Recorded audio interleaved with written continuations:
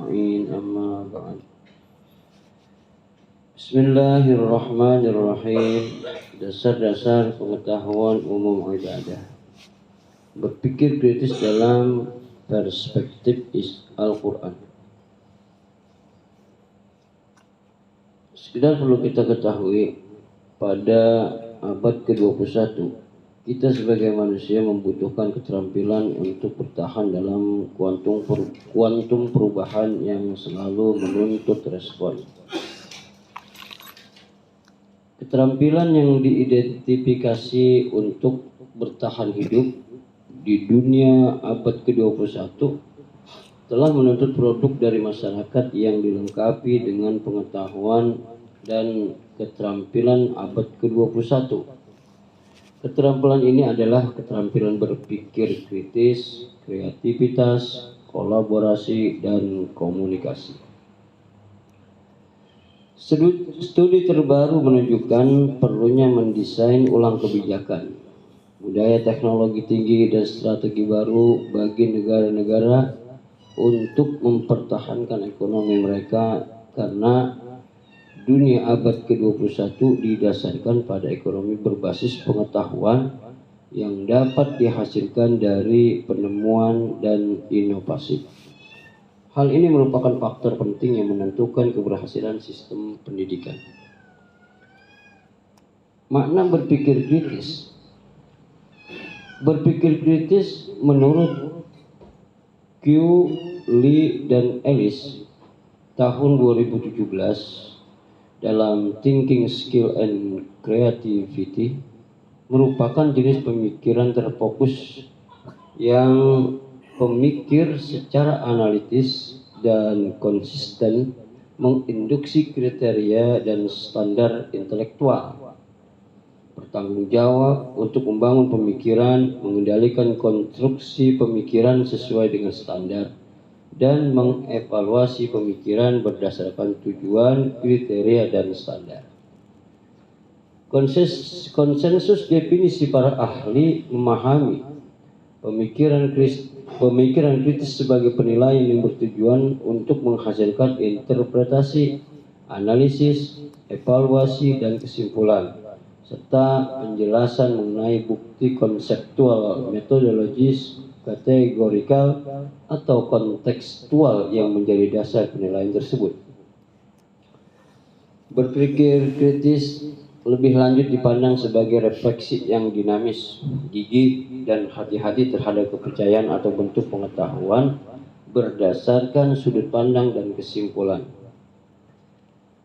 Tambahan yang cenderung mendukungnya, hal ini menurut William tahun 2017 dalam John Dewey in the 20th Century, mencakup upaya sadar dan disengaja untuk melembagakan kepercayaan di atas fondasi yang kuat dari bukti. Berpikir kritis menjadi jenis berpikir dalam tingkat tinggi. Hal ini dikarenakan kita membutuhkan kemampuan analisis, interpretasi, juga evaluasi.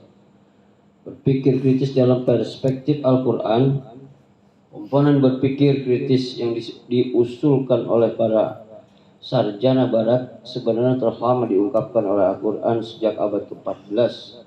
Allah Subhanahu wa Ta'ala telah menunjukkan beberapa elemen berpikir kritis melalui ayat-ayat Al-Quran. Isyarat tujuan berpikir kritis ditemukan misalnya pada firman Allah Subhanahu wa Ta'ala dalam Al-Quran surah Al-Imran surah ketiga ayat 190 dan 191 sebagai berikut. Inna fi khalqis samawati wal ardh wa ikhtilafil laili wan nahari laayatin liulil albab alladzina yadhkuruna Allaha qiyaman wa qu'udan wa 'ala junubihim wa yatafakkaruna fi khalqis samawati wal ardh Rabbana ma khalaqta hadza batila subhanaka faqina 'adzabannar. Sesungguhnya dalam penciptaan langit dan bumi serta pergantian malam dan siang terdapat tanda-tanda kebesaran Allah bagi orang yang berakal, yaitu orang-orang yang mengingat Allah sambil berdiri, duduk, atau dalam keadaan berbaring, dan memikirkan tentang penciptaan langit dan bumi. Seraya berkata, "Ya Tuhan kami, tidaklah Engkau menciptakan semua ini sia-sia. Maha suci Engkau, lindungilah kami dari azab neraka." Ayat ini menggambarkan bahwa kita yang berpikir akan mengamati ciptaannya dengan menggunakan objek hati individu kita yang posisinya di antara dua tulang rongga dada di atas perut kita. Untuk merasakan hal ini, kita sebagai manusia harus dengan sengaja niat yang ikhlas, karena tujuan dari berpikir tentang ciptaannya adalah untuk melihat kebesarannya, yaitu ketujuh warna cahaya yang keluar dari individu kita, lalu ketujuh warna cahaya yang datang kepada individu kita. Selanjutnya hamparan cahaya yang sangat terang benderang, selanjutnya sinar yang sangat dahsyat terang benderang.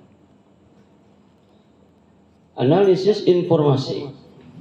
Analisis merupakan salah satu elemen penting bagi para pemikir kritis. Al-Quran sejak awal mencegah peniruan buta atau menerima informasi tanpa bukti yang dapat diverifikasi.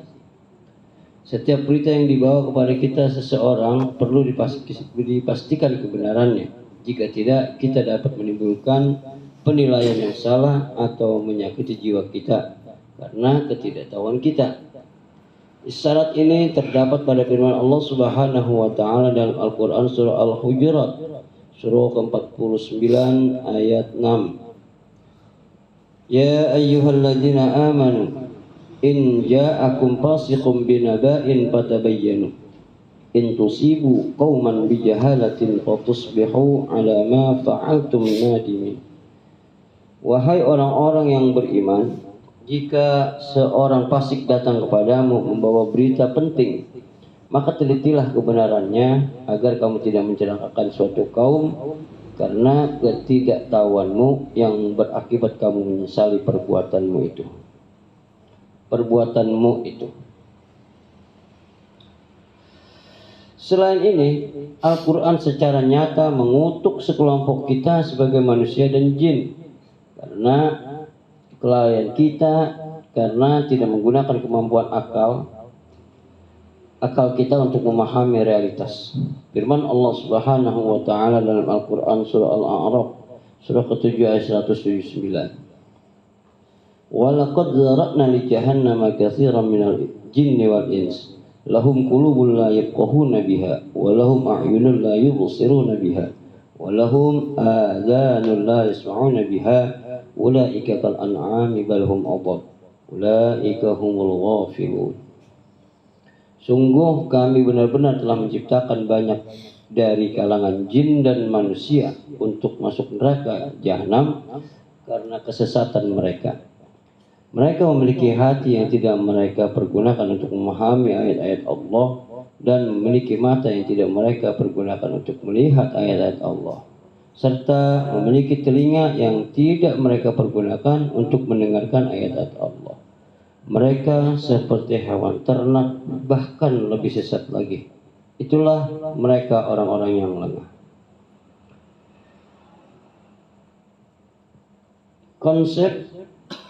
Unsur konseptual dalam berpikir kritis dapat kita temukan pada firman Allah Subhanahu wa taala dalam Al-Qur'an surah Al-An'am surah ke-6 ayat 50. Qul hal yastawil a'ma wal basir afala tatafakkarun.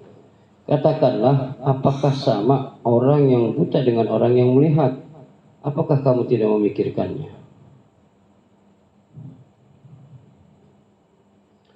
Dan juga perlu kita ketahui, ayat ini memiliki kaitan dengan firman Allah Subhanahu wa taala dalam Al-Qur'an surah Hud surah ke-11 ayat 24. Mathalul fariqaini kal a'ma wal asami wal basiri was sami' hal yastawiyani mathala afala tadhakkarun.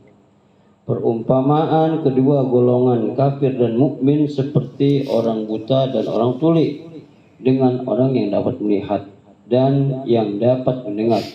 Samakah kedua golongan itu? Apakah kamu tidak mengambil pelajaran?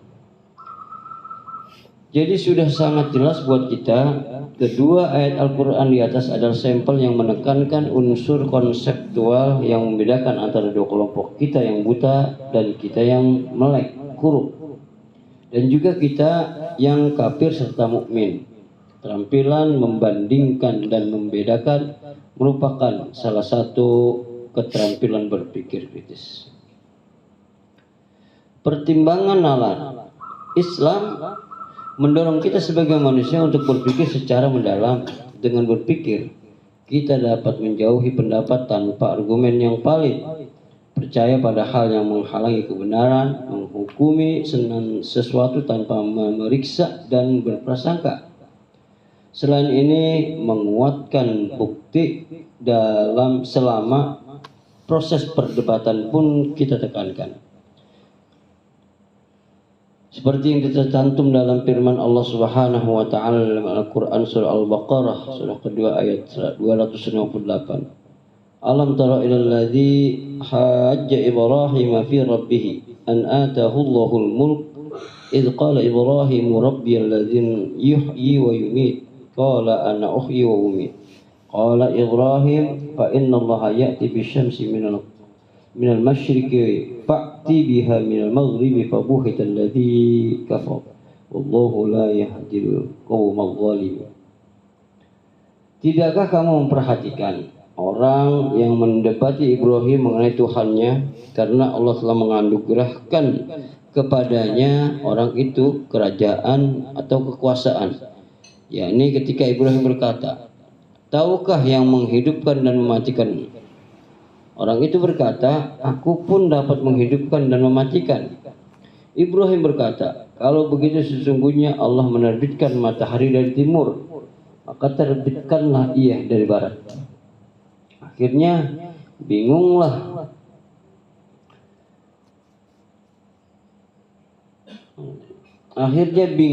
orang yang kufur itu.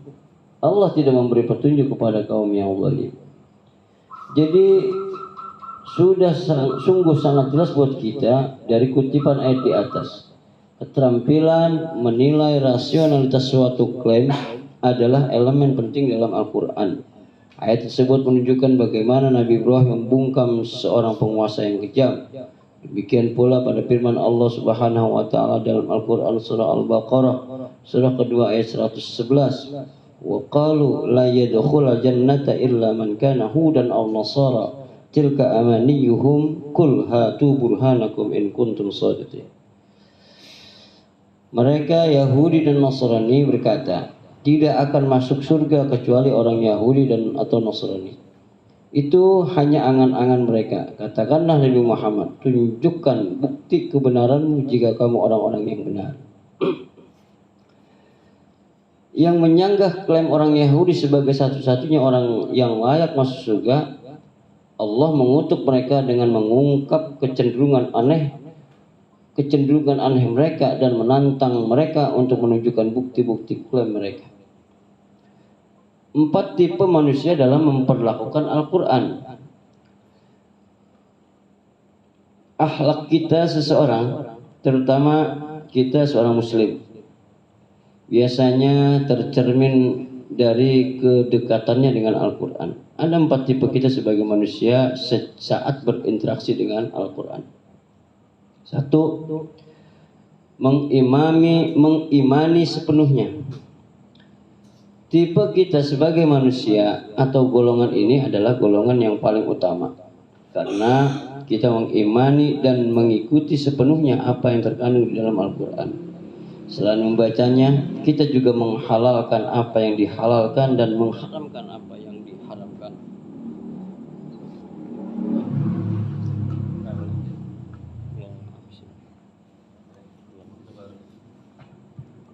Saya ulang.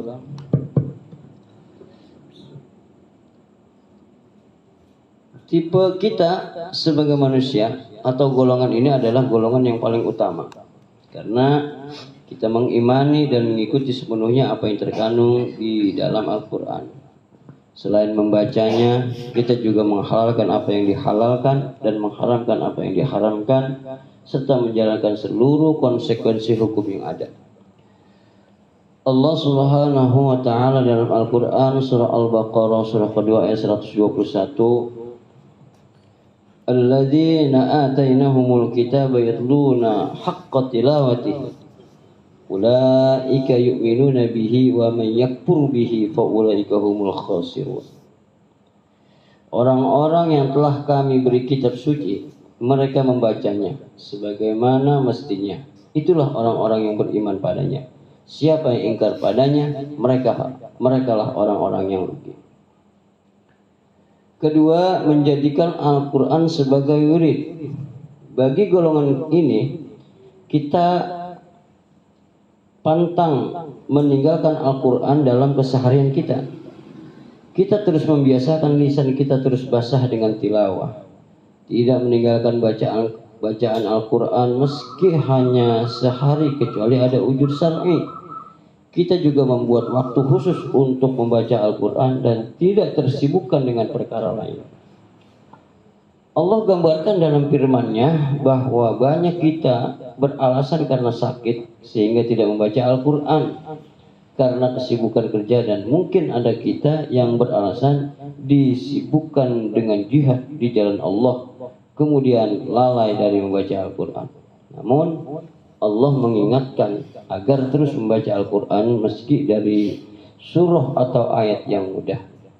Firman Allah Subhanahu wa taala dalam Al-Quran surah Al-Muzammil surah ke-73 ayat 20. Inna rabbaka ya'lamu annaka taqumu adna min thulutsayil laili wa nisfahu wa thulutsahu wa ta'ifatu minal ladzina ma'ah. Wallahu yuqaddiru al-laila wan nahar alima an lan tahsusuhu fataba 'alaikum faqra'u ma tayassara min al-Qur'an alima an sayakunu minkum marudha wa akharuna yadribuna fil ardi yabtaghuna min fadlillah wa akharuna yuqatiluna fi sabilillah faqra'u ma tayassara minhu wa aqimus salah wa atuz zakata wa aqridu Allaha qardan hasana wa ma taqaddimu li anfusikum min khairin tajiduhu 'indallahi huwa khairan wa a'zama ajra Astaghfirullah innallaha ghafurur rahim. Sesungguhnya Tuhanmu mengetahui bahwa engkau Nabi Muhammad berdiri salat kurang dari 2/3 malam atau 1/2 malam atau 1/3-nya. Dan demikian pula segolongan dari orang-orang yang bersamamu. Allah menetapkan ukuran malam dan siang. Allah mengetahui bahwa kamu tidak dapat menghitungnya secara terperinci waktu-waktu yang tidak dapat menghitung waktu-waktu tersebut sehingga menyulitkanmu dalam melaksanakan sholat malam. Maka Dia kembali memberi keringanan kepadamu. Oleh karena itu, bacalah ayat Al-Quran yang mudah bagimu, dan Dia mengetahui bahwa akan ada di antara kamu orang yang sakit dan yang lain berjalan di bumi mencari sebagian karunia Allah, serta yang lain berperang di jalan Allah. Maka bacalah apa yang mudah bagimu darinya Al-Quran. Tegakkanlah salat, tunaikanlah zakat, dan berikanlah pinjaman kepada Allah, pinjaman yang baik. Kebaikan apa saja yang kamu perbuat untuk dirimu, niscaya kamu memperoleh balasannya di sisi Allah sebagai balasan yang paling baik dan yang paling besar pahalanya. Mohonlah ampun kepada Allah, sesungguhnya Allah Maha Pengampun lagi Maha Penyayang. Bersemangat mempelajari dan mendekat dengan Al-Quran. Tipe ketiga ini para kita pemburu rahmat Allah Subhanahu wa taala. Karena Al-Quran, kita yang terus mencoba belajar Al-Quran meskipun sebagiannya belum mahir dalam membacanya. Karena ini semangatnya harus terus menyala dalam dada kita para pembelajar Al-Quran. Bahkan bagi kita yang mau menyimak bacaan Al-Quran, Allah janjikan bagi kita rahmatnya. Apalagi bagi kita yang terus mempelajarinya. Firman Allah Subhanahu wa taala dalam Al-Quran surah Al-A'raf surah ke-7 ayat 204. Wa idza quri'a al-Qur'an fastami'u lahu wa ansitu la'allakum turhamun. Dan apabila dibacakan Al-Quran, maka dengarkanlah baik-baik dan perhatikanlah dengan tenang agar kamu mendapat rahmat. Dihistoriskan ada seorang pemuda yang ingin menimba ilmu pada seorang guru. Sang guru kemudian meminta pemuda itu mengisi ember dengan keranjang kotor. Sang murid ini bergumam, mana mungkin bisa mengisi ember dengan keranjang yang berlubang. Namun demikian, ia tetap saja menjalankan perintah sang guru. Pemuda ini berlari dengan kencang mengambil air dengan keranjang dari sungai untuk diisikan ke ember. Sekali, dua kali, terus ia lakukan perintah gurunya, tapi tidak membuahkan hasil. Kemudian ia percepat larinya, namun nol yang didapat. Sampai akhirnya ia kembali pada sang guru dan menyerah. Ia katakan bahwa sia-sia saja apa yang telah dilakukan.